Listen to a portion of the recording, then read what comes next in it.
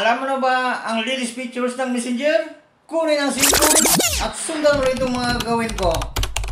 Itap natin ang Messenger apps. Mag-select tayo ng friends natin. Halimbawa, yan. Yan ang sinda natin ng picture na gusto nating padalhan. Video and pictures. Tinitap natin ang gallery. Mamimili tayo ng picture na gusto nating isin sa kanya. Halimbawa, yan. Natin ang edit. Makikita mo dito sa tabi ng quality. Naka-turn off. Kung kailangan natin yan, i-turn on. So, ang gawin natin, itap natin ang view 1. I-send na natin sa kanya. Itap na natin itong send item. Delivered. Ano? Nakalagay, walang view 1. So, itap natin yung picture. Yan.